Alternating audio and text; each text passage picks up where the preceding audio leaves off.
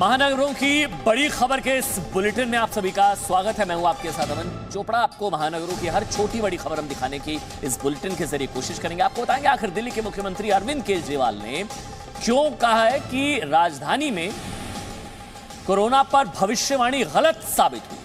क्यों कहा उन्होंने, बताएंगे आपको। जबकि मुंबई एडिशन में बात करेंगे अगले 24 घंटे मुंबई वालों के लिए कितने खतरनाक साबित हो सकते हैं। इन दोनों खबरों की पूरी डिटेल आपको देंगे।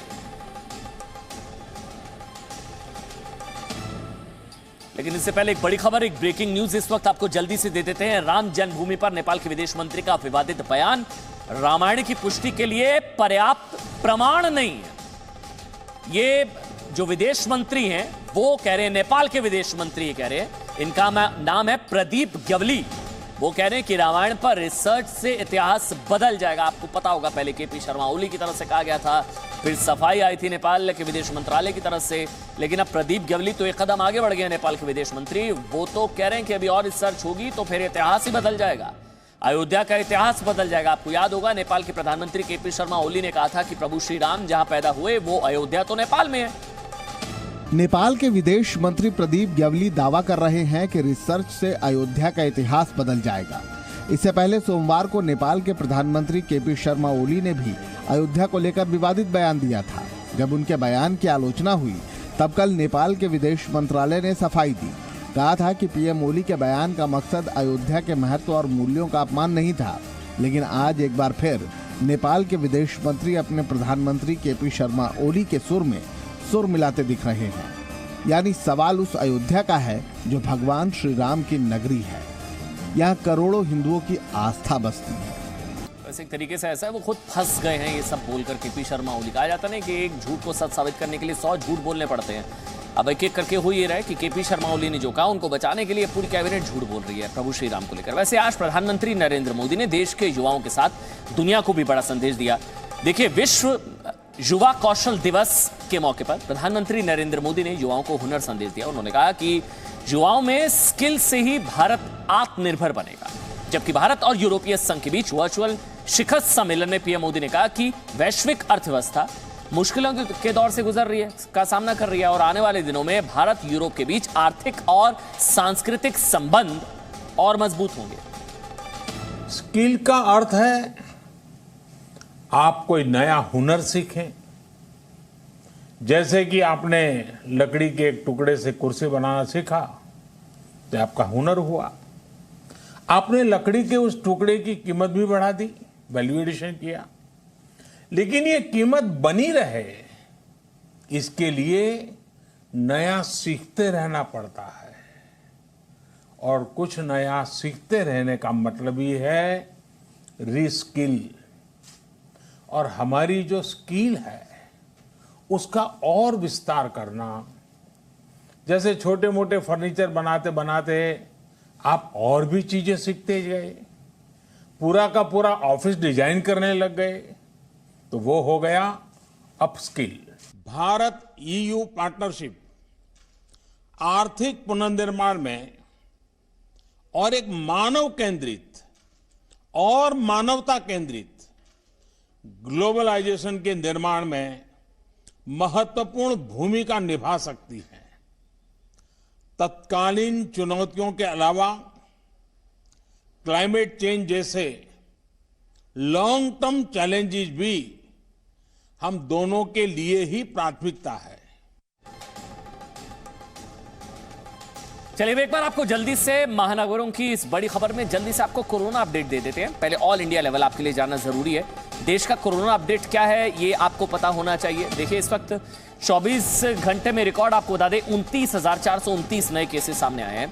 24 घंटे में 29,000 ये रिकॉर्ड है। वैसे 24 घंटे में 20,572 मरीज जो हैं वो इलाज से ठीक हुए। केसेस आए हैं इतने और इतने लोग ठीक हुए। केसेस 29,000 से ज्यादा, ठीक हुए 20,000 से ज्यादा। कुल जो है संख्या वो 9,36,181 लोग अब तक संक्रमित हैं। 10 लाख ये आंकड़ा पहुंच सकता है किसी भी वक्त। 5,92,032 लोग इलाज से ठीक हो चुके हैं। मतलब एक्टिव केसेस कम हैं और ठीक हुए हैं वो ज्यादा हैं। 3,19,840 मरीजों का इलाज इस वक्त चल रहा है। तो जब ये कहा जाता है कि 10 लाख केसेस अब पहुंचने वाले हैं, उसमें से जो केसेस 5 लाख के करीब है वो ठीक हो चुके हैं, ये भी पता होना चाहिए। संक्रमण से 24,309 लोगों की अब तक ऑल इंडिया लेवल पर, भारतीय स्तर पर, राष्ट्रीय स्तर पर अब तक 24,309 लोगों की मौत हो चुकी है। अब आप जानना चाहेंगे राष्ट्रीय राजधानी दिल्ली का क्या अपडेट है, जल्दी से एक बार आपको बता देते हैं 24 घंटे में कितने केसेस आए। देखिए 24 घंटे की अगर बात करें तो 1606 1606 केसेस, नए केसेस सामने आए दिल्ली में, सिर्फ दिल्ली में 24 घंटे में।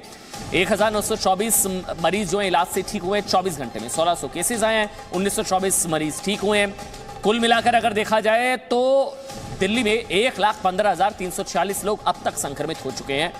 लेकिन अच्छी बात यह भी है कि 93,236 लोग इलाज से ठीक भी हो चुके हैं, ये आंकड़ा भी बहुत जरूरी है।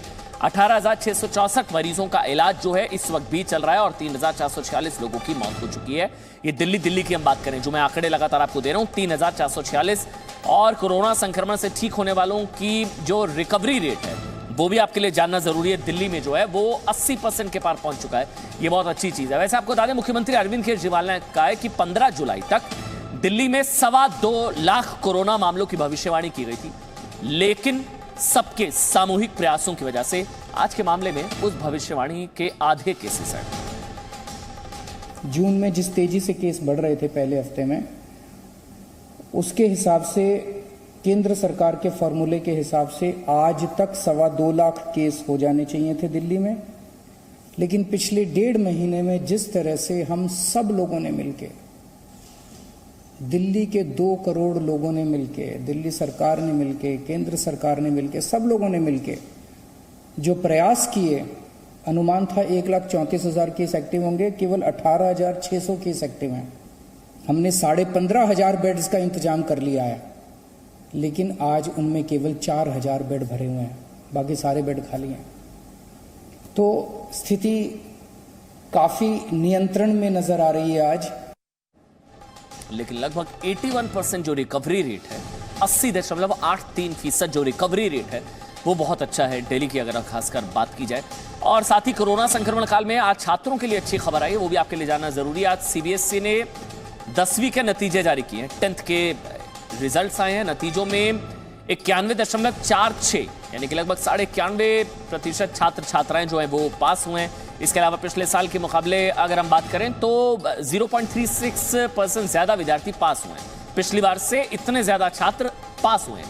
छात्राएं फिर आगे रही हैं, आपके सामने नंबर है इस वक्त 93.31 छात्राएं, 93.31% छात्राएं जो है पास हुई हैं।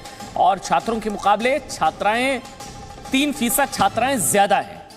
ठीक, त्रिवेंद्रम रीजन में सबसे ज्यादा 99.28 विद्यार्थी पास, मतलब त्रिवेंद्रम रीजन में जितने बच्चे जिन्होंने एग्जाम दिया उनमें से लगभग सभी पास है, 99.25% बच्चे पास हो गए।